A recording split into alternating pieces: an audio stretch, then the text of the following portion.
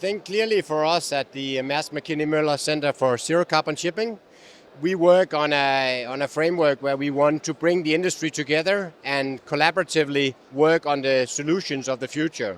The industry is facing immense complexities in doing an industry transformation that needs systemic changes across the entire ecosystem. So this is really about bringing key stakeholders together, making everybody take a part of the responsibility to help us transform and enable the new solutions of the future of shipping.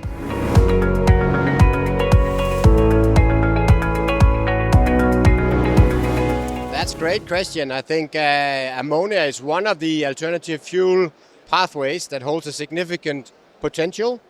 Ammonia in particular, because we can see the production pathways of the blue ammonia and the green ammonia can be scaled quite significantly, very efficiently. And there is, of course, one concern with ammonia, which is related to the safety aspects of the molecule being toxic. So to make sure that we overcome the risk barriers of ammonia as an applied marine fuel into engine rooms and aboard ships and in ports as bunker fuel is critically important. And we are making extremely good progress, I would say, in the last 3 years, how technology, how risk management frameworks and safety barriers can actually be solved in order to enable ammonia also to be applied on board the commercial fleet.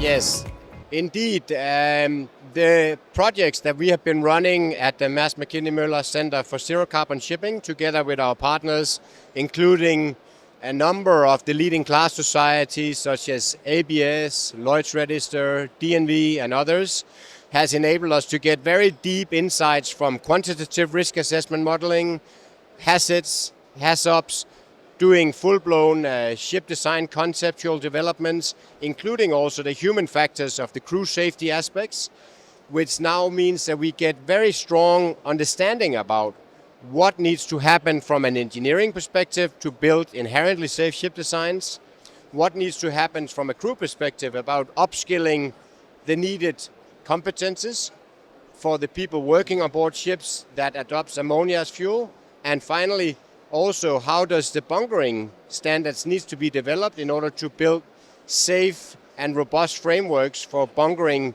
operations in ports around the world.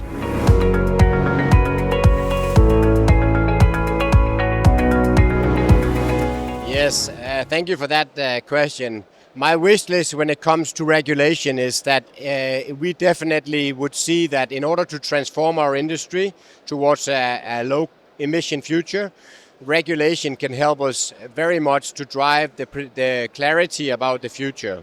And here the global regulation through the IMO is very, very important. And we see that a goal-based fuel standard with a well-to-wake based ideally on a life cycle perspective is a fundamentally important technical measure how to regulate the greenhouse gas intensity used in the fleets.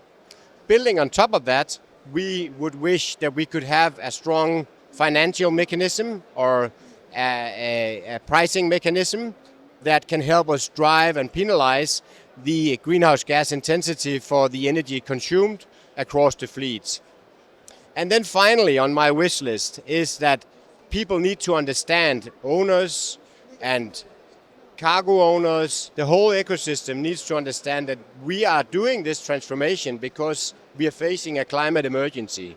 This means we are leaning into a future where we are trying to do something that is much greater than ourselves. It's much greater than the revenue stream that is waiting for us the next 2-3 years. But we are trying to redefine the future of an industry that would make shipping a sustainable solution to seaborne transportation also in 10 years, 15 years, 30 years from now. And this requires everybody to take responsibility and accountability.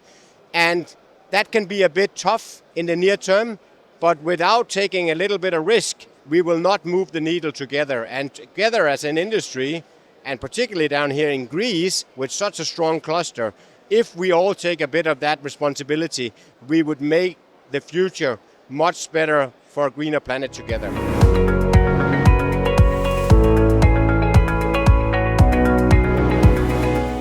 think for us, and in the nature of why we established the Zero Carbon Shipping Center originally, this is exactly to bring like-minded industry stakeholders together from across the ecosystem to collaborate around solving the complexities of the systemic changes that an energy transition requires.